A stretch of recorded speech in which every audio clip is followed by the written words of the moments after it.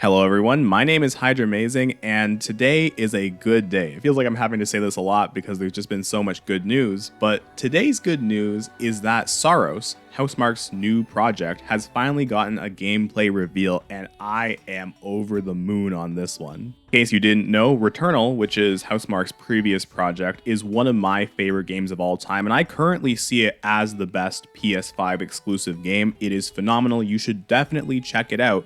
But I am so excited for Saros because this is very much a spiritual successor to Returnal. So I just wanted to go over this extended gameplay showcase and talk about all the things that I like, and there is a lot that I like about this, and then maybe expand on it a bit with some of the stuff that they put on the PlayStation blog, so let's get into it. As we can see from the gameplay being shown, Saros is a third-person arcade action shooter just like Returnal was. They're very much trying to operate by the if it's not broke, don't fix it method of game design, because Returnal's combat was already so amazing they didn't really need to scrap anything to build and start over. They can just operate with what they've got and build on top of it. I have to stress, however, that this is not an actual direct sequel to Returnal. There are no story tie-ins according to Housemarque themselves. This is its own independent project that's just building off of the combat mechanics of Returnal. And speaking of combat mechanics, we see a lot of familiar ones returning in this gameplay showcase. Dash, active reload, shooting itself, melee attack, they all return from Returnal, haha, but there's a bunch of new ones on top of them. And it doesn't really take too long until we start seeing those new mechanics, because as you can see right here, Arjun Devraj, who is our playable character, has a power shield of sorts that absorbs projectiles and charges up an additional weapon on his right arm. According to the PlayStation blog, the weapons and gear that you have are divided up into two different categories. Soltari, which are like human weapons and human gear, and Carcosian, which are alien weaponry and alien gear.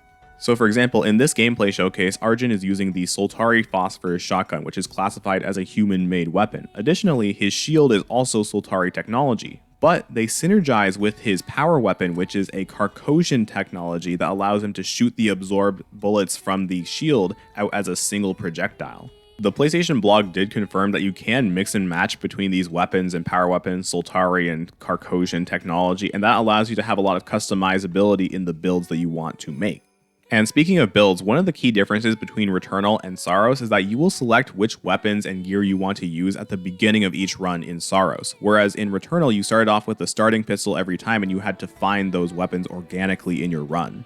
But I'm just going to cut away from the combat for a second to talk about the story for a second because of what's being shown. In the story of Saros, there will be multiple characters involved. I'm talking multiple NPCs with multiple voice actors. This is a huge difference from Returnal, where essentially the entire cast and crew was just Celine as she talked to herself through voice logs and voice recordings. But Housemarque has said that they'll go more into the story at a later date, so I'll just leave it at that. Shifting back to the combat, there actually is another mechanic in Saros that Returnal does not have, which is the ability to use upgrades. In Saros, these upgrades are permanent and they persist through different runs, meaning you can upgrade weapons, skills, or even unlock different skills as time goes on. We actually get to see one of those skills in action during this fight because Arjun will eventually lose to this machine, and usually in Returnal what would happen is you would go back to the start of the game unless you had a very specific item, but what happens here is that Arjun has the second chance ability unlocked, meaning that he just gets to come back up once per run after he's died.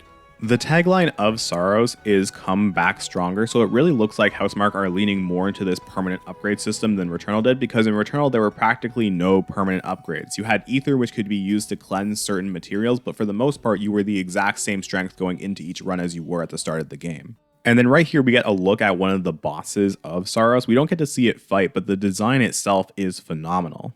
And this is really to be expected because the artistic and music directors of Returnal are making a return in Saros, so everything's going to look and sound amazing. And Housemarque has mentioned that they will be going more in depth about character designs, music, story, and all of those aspects in the coming months leading up to Saros' release date, so I'm really excited to look out for those things. As for my thoughts on all of this, I think it looks phenomenal, right? Returnal is already one of my favorite games of all time, and this looks like it's just a new and improved version of that, so I am over the moon. But honestly speaking, while this trailer looks amazing, the main selling point of a Housemarque game is the way that it plays, right? When I played Returnal for the first time and I felt that haptic feedback and I listened to those sounds and I felt the joy of the controls being so snappy, it really activated my brain. So I'm really excited to have that experience in Saros on March 20th, 2026 when it does come out. I hope you'll join me there because this game is going to be amazing, and I really hope it does well so that we can keep getting more amazing games from Housemarque. Thank you for watching.